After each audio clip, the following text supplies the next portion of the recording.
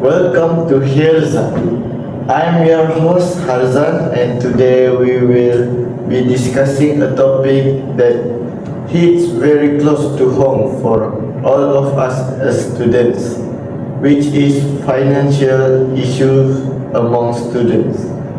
Joining me in the studio today are my two co-panelists, Nabila and Dina. How are you both doing? I'm doing great, Harzan. Thank you so much for having me on this show today. It's really wonderful to be here to discuss such an important issue. I am very thrilled to dive into this topic because it is something every student can relate to. Alright, to kick things off, we all know that managing money on campus is no walk in the park. Recent campus surveys show that over 60% of university students constantly worry about running out of money before the semester ends. Nabila, can we start with you? In your opinion, what are the root causes triggering financial crisis among students today? Thank you, Harzan. So, in my opinion, the root of this issue stems from the rapidly rising cost of living due to inflation. This is because prices for absolute necessities like food, campus accommodation, public transport, and internet access continue to climb, while most students' monthly allowance or part-time wage remain completely stagnant. When these fixed costs shoot up, it shrinks our disposable income, leaving students with virtually zero room in their budget for emergencies or savings. For a real-world example, just look at what happened to a student named Sarah who stays in the dorms. She gets a fixed 800 ringgit monthly allowance from her parents. Previously, that easily covered her 200 ringgit rent, 250 ringgit food and transport. But recently, her rent increased to 200 ringgit, 280 ringgit and daily meals spike, pushing her total monthly expenses way past her 800 ringgit limit. To survive, she is forced to skip breakfast entirely, walk long distances to class to save on transport, and spend her weekends working part-time instead of resting or studying. I completely agree with Nabila's point. Building on what Nabila just said, I also think that students from low income, which is a B40 household, face greater financial stress because their family income is limited. Reliance on parental allowance often create disparities between students of different backgrounds. Furthermore, if we look at it from the perspective of the cost of academic material, it clearly burdens the student. Those are excellent points from both of you. You both highlight that inflation and limited family background severely restrict a students' purchasing power. This makes me wonder more deeply. Does this mean that students are completely helpless against macroeconomic changes? Or are university students simply lacking the basic financial literacy needed to adapt to this shift? Oh, that's a very interesting question, Hazan. Actually, I read an online article from a local digital media outlet that highlighted a study showing a direct correlation between inflation on campus and declining student well-being. Based on that information, it clearly shows that this financial strain severely damages students' emotional and physical health. When students are constantly stressed about hitting a negative balance, they cut back on nutritious meals, buy cheaper, less healthy food, or compromise on necessary textbook, which directly leads to chronic anxiety and academic burnout. Can I just jump here for a second? Referring to the fact Nabila just shared, I would like to add that cutting back on nutritious meal may save money in short term, but it directly undermines student ability to concentrate, retain information, and perform academically. malnutrition become an invisible barrier to success. We also cannot ignore the reality that some students have to skip meals just to make their limited money last until the end of the semester, sacrificing their health in order to survive academically. Oh, absolutely. I see your point now. In fact, that situation directly leads to a terrible long-term negative impact on their academic performance and future career opportunities. When students have to work long, exhausting hours at part-time jobs just to afford basic food, they have far less time to revise for exams, finish assignments, or participate in campus networking activities, which ultimately risk causing them to defer their semesters or drop out entirely. It seems our discussion is getting quite deep discussed so far. This financial problem isn't just about students simply overspending on lifestyle luxuries, but it is actually driven by a relentless rising cost of living coupled with limited financial support from family structure. This clearly has a very concerning impact on our first survival. Exactly, Harzan. And the impact isn't just on our pocket, but also on our academic performance, where financial stress makes it harder for students to stay focused in class and keep up with their assignment. I agree. Since we have dissected and understood the cause and effects of this issue in such detail over the first 10 minutes, I think it is time we move on to the most important of today's discussion. The question now is how can we as students or even the university management step into resolve this issue. Now let's talk about solution because we cannot just focus on the problem without finding a way to overcome it. Nabila, starting on a personal level, what is one practical step student can take to manage their finances better? Well, Harzan, I strongly believe it starts with personal accountability. One effective solution is introducing campus-wide cashless budgeting challenges supported by digital tracking. I recommend this because it gamifies financial discipline, encouraging students to actively participate in no-spend weeks or strictly adhere to a daily limit like 20 ringgit a day. By using secure budgeting applications like Money Manager, Spendy, or Wallet, students receive real-time notifications when they approach their limits, helping them visualize exactly where their money goes and instantly cut out impulse spending on non-essentials like bubble tea or food delivery. Furthermore, there are many free media resources such as the Millennial Money YouTube channel or local financial literacy blogs that can guide us on how to use these apps effectively and share creative tips on meal prepping to ace these budgeting challenges. That is a very practical approach, Nabila. However, I want to view this critically. While digital apps are great, we must also be aware of our digital right.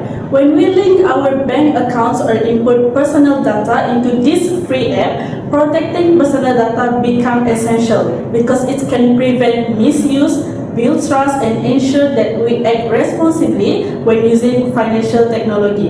So, while I agree with your solution, students must ensure they are using secure platform. Besides, I also think that finding a high flexibility side hustle, such as online tutoring, is a smart way for students to solve financial stress using their skill without compromising studies. Oh, that is a very valid point, Dina. Security should always come first when dealing with financial applications online. I love how you both look at the personal budgeting side while also keeping digital safety in mind. But let's look at a bigger picture. We can only budget so much if our income or allowance is inherently low. Dina, what is another solution perhaps at the institutional or university level. That is exactly what I was thinking, Hassan. A second major solution would be for the university or faculties to guide students in applying the every dollar has a job budgeting method.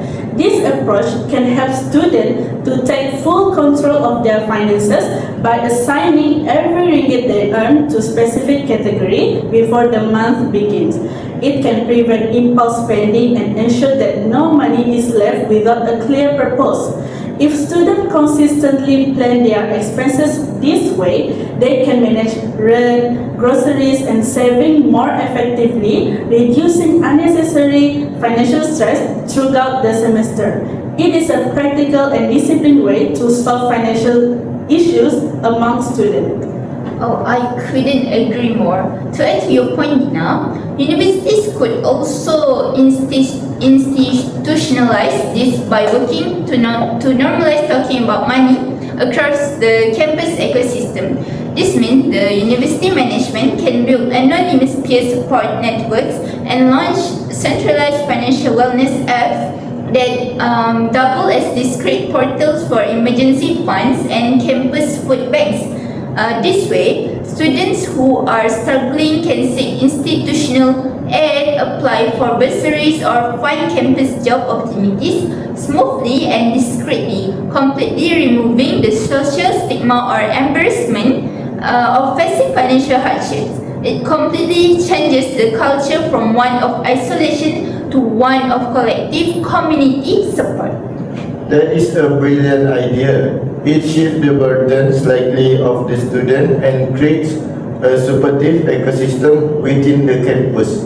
So, we have discussed personal budgeting and institutional support.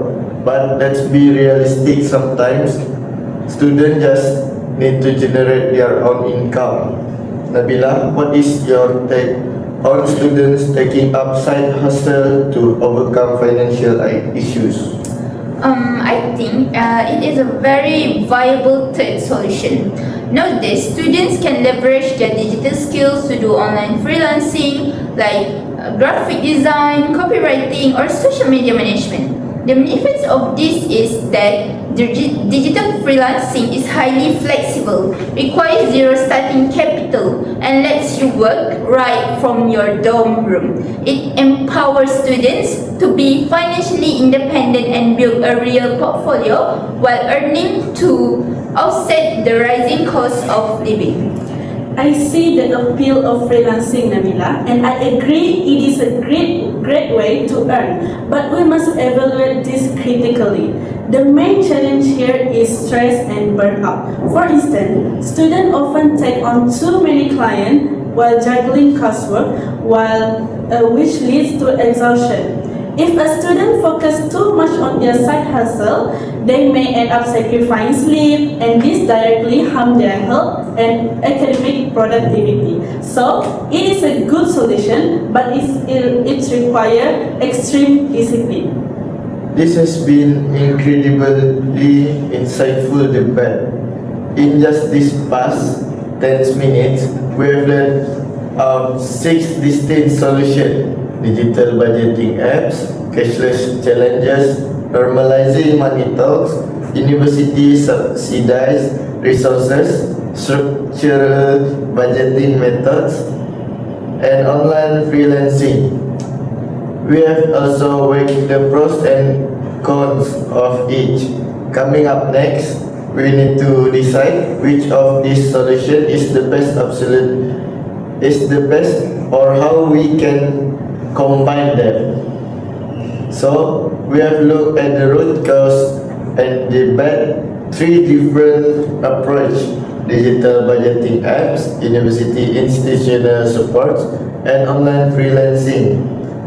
Now comes to the critical part. We need to reach an agreement which of these solutions is truly the most sustainable for a struggling student. Nabila, what are your thoughts on this? So, looking back at our earlier debate, I've been reflecting on Dina's constructive feedback regarding the high risk of academic burnout from intense freelancing, as well as data privacy concerns in basic apps.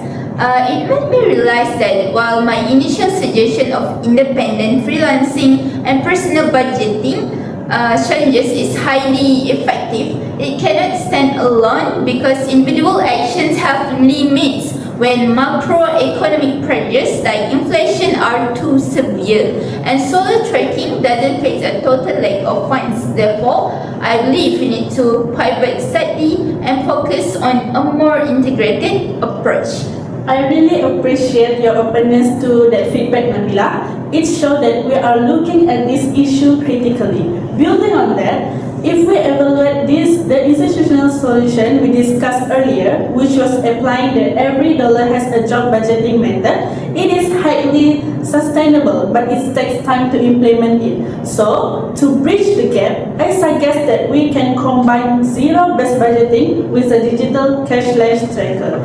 In this approach, every ringgit will assign to a different purpose at the start of the month, whether for rent, food, books, or saving, and students can then use a cashless budgeting app to track each transaction in real time.